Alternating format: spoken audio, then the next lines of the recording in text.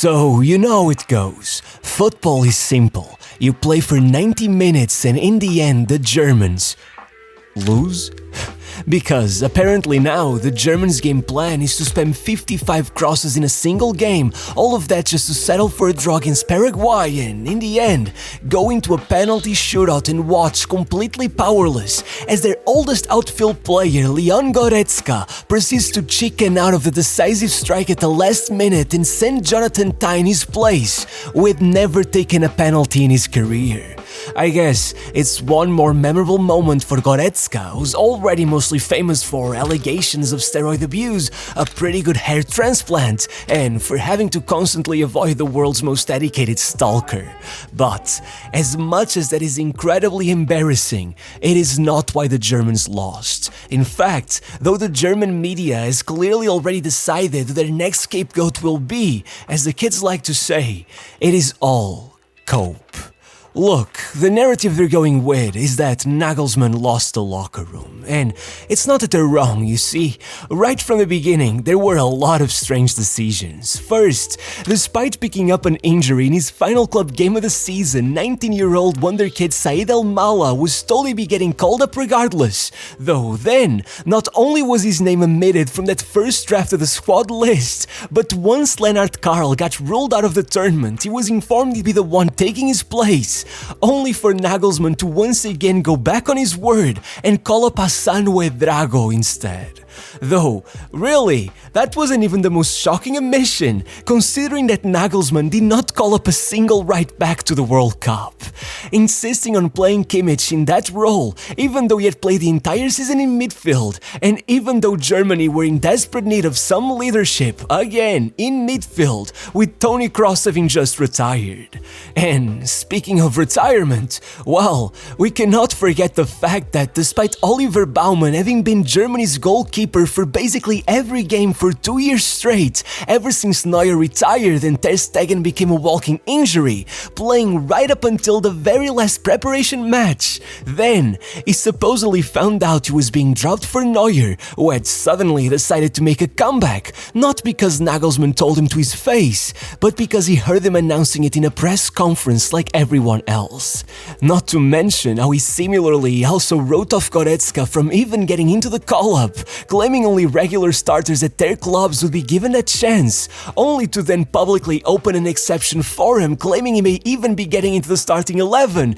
then basically promising him he would following the match's injury, but ending up instead benching him every single game. This guy was looking so lost before the tournament even started that, among already ongoing rumors of his possible sacking and replacement with Jurgen Klopp, the man himself came out criticizing his decisions on live TV, not doing him any favors by closing his statement by telling the audience not to worry because Julian Nagelsmann is still picking the team for now. Yeah, he just didn't stand a chance. And that was before the 7-1 win over Curaçao got everyone's hopes up, before the team moved into their new training quarters and began complaining that they were bored, before information started leaking out into the public that the players felt Nagelsmann barely talked to them, now that he had basically kicked his assistant Sandro Wagner out of the national team after some disagreements, forgetting it was Wagner who handled most of the team talks,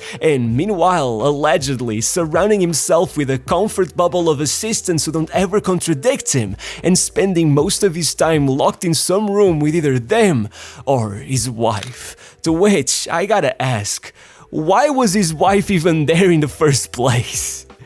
Anyway, by the second match against the Ivory Coast, if there was already a lot of controversy surrounding Nagelsmann's picks, then, trailing a goal behind about an hour into the game, it was forced to bring in Deniz Undav, maybe the one player the fans most wanted to see made into a regular starter, and having already taken 3 goal contributions after coming off the bench in the opener, he now added 2 more goals to flip the score and finally lead Germany back into the knockout stages, Yet, the next game, after further upsetting everyone by bringing in Malik Chow, Gross, and Bayer, 3 untested reserves, while they were about to be defeated by Ecuador, not only did Nagelsmann try to justify his decisions by claiming they had already qualified, but after he was asked if it could be that they had lost because Ecuador simply wanted it more, he had a meltdown, begging the press to stop with the nonsense and insisting that they could never question whether his players had given it their all,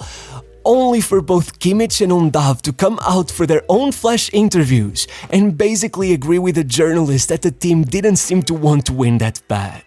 exposing to the public just how large of a disconnect there was between the manager and the players, though honestly, I think everyone already knew, even Nagelsmann himself, who after being barraged with seemingly endless questions regarding whether he should drop Neuer, drop Leroy Sané, move Kimmich to midfield, or accept that Musiala and Wirtz just weren't working well this time around, finally broke. And so, once in the last 32 game against Paraguay, he dropped Musiala in favor of Denis Undav and even brought in Goretzka at halftime before completely hitting the panic button as his team appeared to be going into extra time and not only going back and subbing off Denis Undav, but actually moving Kimmich into midfield, even though that forced him to play Valdemar Anton at right back since, well, remember, there wasn't a single natural right back in the squad, leaving the guy completely overwhelmed in what were basically his first minutes at a World Cup, meaning suddenly Leroy Sané, who already before wasn't playing at his best, was now completely isolated on the wing,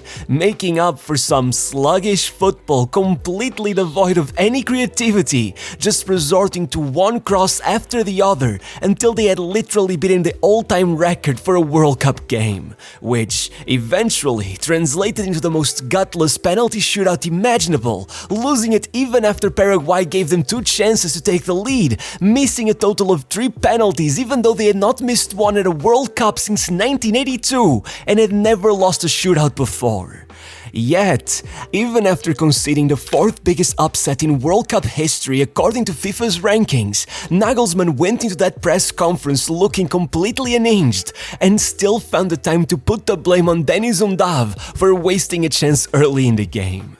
Now, as much as I am definitely not a fan of Nagelsmann either, we gotta be real for a second, because I'm not sure if the German media has noticed, but Nagelsmann has only been on a job for less than 3 years. The German national team, on the other hand, hasn't been good since 2014.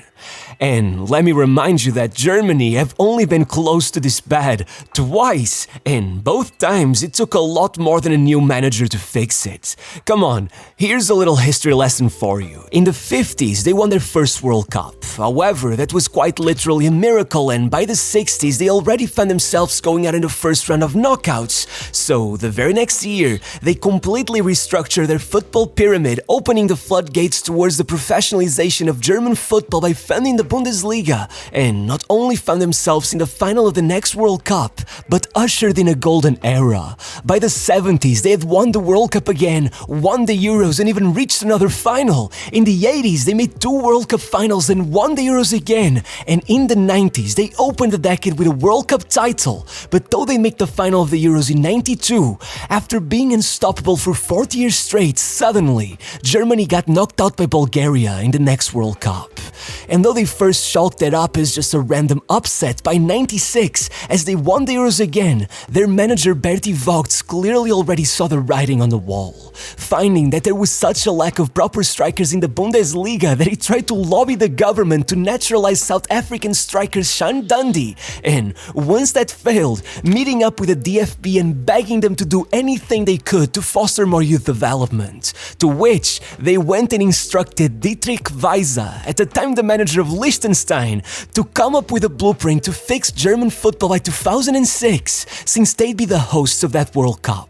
However, you're probably asking, why the manager of Liechtenstein? Well, because as you may imagine, that golden era did not last 40 years out of sheer luck. In the late 70s, it was precisely Weiser who prevented their downfall from coming even earlier, once he noticed that despite the first team's success, their youth teams never really won anything. after which he went up to the DFB, proved to them that each regional federation was abusing its power by bringing up players from whichever club suited their interests, giving an advantage to the kids in the big cities rather than actually searching for the most talented, eventually convincing them to put him in charge of it all, scouring the country for those hidden gems, and getting their under-18s to win the Euros by 1981, causing such an impact that, even though 2 years later he'd be leaving his post already, by 1990 when they won the World Cup, Mateusz, Klinsmann, Berthold and Olaf Thon were all players he had coached himself during that period. However, despite all of that, by 98, once they came back to him asking for help, even after he spent 9 months traveling Germany and figuring out exactly where talent was being lost, the moment he asked for £825,000 to fix the German academy system, they said no. But only a month later, after they got knocked out by Croatia in the quarterfinals yet again, suddenly the DFB showed back up with a £1 million budget instead. Though, by then, it was already too late to save Bertie Vogt's job. Regardless, with that money, Visa set up 121 regional centers that would provide individual and technical coaching to 4,000 young players, instantly making it so that instead of having to rely on clubs to produce talent, now every kid in Germany would have access to an academy within 25 kilometers of their home. And, well, with the ball rolling, after Germany got grouped in the Euro 2000, he managed to get the DFB to make it mandatory for every Bundesliga club to have their own academy. And then, after they reached the 2002 World Cup final on the back of Oliver Kahn, despite their underwhelming performance, he even got them to extend it to second division clubs, while also making it so that now every coach in the country had to be a licensed professional. So, by the time they were hit with yet another group stage exit at the Euro 2004, the last remaining tournament before they had to host their own World Cup, they went all in. Suddenly, Visa was working with a yearly budget of 14 million euros, improving all infrastructure, increasing their network to 366 locations and 600,000 players, even finally setting up the Under-19 Bundesliga. And though by 2006, thanks to all of their past failures, Germany were ranked 22nd in the world, they managed to bring in the first batch of talents of the Visa era and take the bronze medal. In fact, they'd reach the final of the next Euros and get another medal in the following World Cup before making the semis in 2012 and by 2014, as they became world champions again, in the words of Visa himself, at least 10 players in that team they would have never found without us. Think of Toni Kroos. We found him in a small town of Mecklenburg-Vorpommern. No one would have had a look at him. Such was his impact that even as Dortmund and Bayern faced each other a year earlier in the UCL final, 26 of those players were homegrown and more than half had come through his program.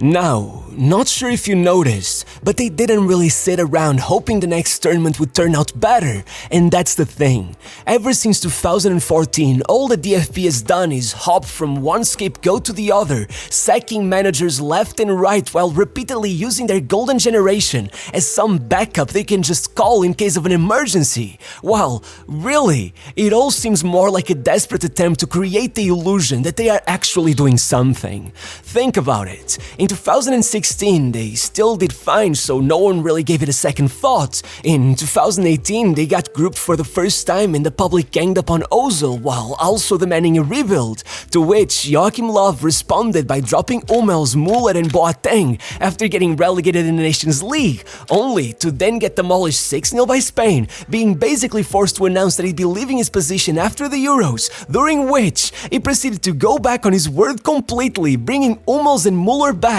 and watching as they went out to the round of 16 anyway, which had never happened in their history. Then, of course, 7 years on from their last successful tournament, Flick gets handed the hot potato about a year before the World Cup, which obviously did not go down too well. And despite his attempts at rejuvenating the squad, after another group stage exit, not even 9 months went by before they pulled the plug again and replaced them with Nagelsmann, bringing Toni Kroos back back from retirement, hoping to pull off some miracle now that they were only months away from hosting the Euros, which, in comparison to what they had done in preparation to host the 2006 World Cup, just makes the current DFB look ridiculously complacent. And indeed, though their emergency plan kind of worked, with Musiala and Wirtz bringing back a sense of hope and completely shifting the public perception of the team, following an actual decent performance that looked to be a solid foundation to build upon. Well, seeing how quickly Nagelsmann has betrayed his own philosophy, seemingly halting his rebuild, instead of taking the last 2 years to double down and try to go even further, it's hard not to feel like he has fallen victim to the pressures of a football organization that is undergoing a massive existential crisis. Stuck between the past and the future, so used to success that they've taken it for granted and forgotten that to maintain a winning dynasty, they must always stay one step ahead. Especially given that, rather ironically, as I finish writing this video, I'm seeing news that Nagelsmann will indeed be sacked and replaced with Klopp. All I can say is that with Klopp being such an unquestionable figure, and above all, given that he is literally a member of a task force that has sought to imitate Weisa and establish an under-21 Bundesliga that can give players in that age group an actual chance to play regular, useful football, since, believe it or not, at this moment, most of them are stuck playing at an atrociously low level for reserve teams that in Germany are unable to be promoted beyond the third tier. So maybe there is some hope left.